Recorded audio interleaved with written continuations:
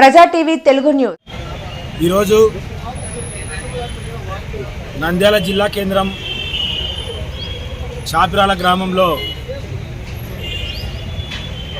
ఒక ప్రమాదం జరిగి అగ్ని ప్రమాదం జరిగి రెండు కుటుంబాలు రోడ్డున పడి ఇద్దరు చనిపోయి సుమారు 8 మంది తీవ్ర గాయాల పాలైన ఘటన తీవ్రంగా కలిచివేసింది. ఆ కుటుంబానికి మరియు ఏదైతే అక్కడ క్షతగాత్రులు ఉన్నారో వాళ్ళందరికీ ఆ భగవంతుడు మనోధైర్యం నింపాలని మేము మాన్యశ్రీ మందకృష్ణ సమాధి గారి తరపున మేము కోరుకుంటున్నాము. ఇక్కడ జరిగిన ఘటన గ్యాస్ సిలిండర్ పేలి స్లాబ్ పడి దాని కింద వృద్ధురాలు చిన్నపిల్లాడు ఒక బీసీ బోయ కులానికి చెందిన ఆ కుటుంబం అనేది ఇద్దరిని కోల్పోవడం జరిగింది. మిగిలిన వాళ్ళలో ఇద్దరు తీవ్రంగా కాలిన గాయాలతో తీవ్ర గాయాల పాలై ఐసీయూలో చికిత్స పొందుతున్నారు.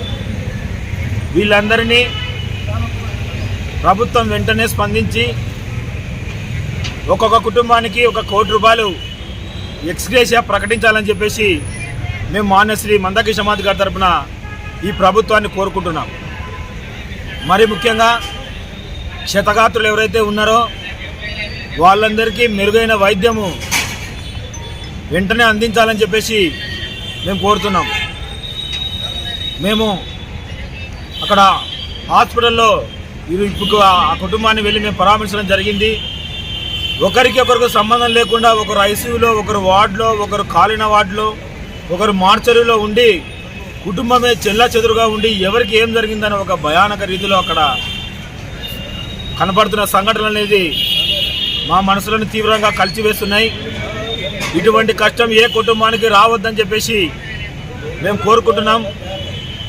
ఇది ప్రమాదమా ఇంకొకటి అనేది పోలీసులు తీవ్రంగా విచారించి దీని మీద ప్రభుత్వం నుంచి ఒక కుటుంబానికి 1 కోటి రూపాయల ఎక్స్గ్రేషియా వెంటనే ఇవ్వాలని చెప్పేసి మేము డిమాండ్ చేస్తున్నాం.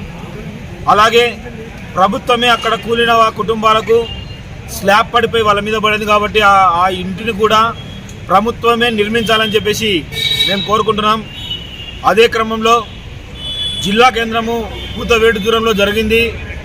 ఇక్కడ జిల్లాలో ఉన్న మానవతావాదులు అందరూ దీనిపై స్పందించి వాళ్లకు చేతనివ్వాలని చెప్పేసి మేము మాన్యశ్రీ మందకృష్ణ సమాధి గారి తరపున కోరుకుంటున్నాం. జై మాదిగా, జై మందకృష్ణ.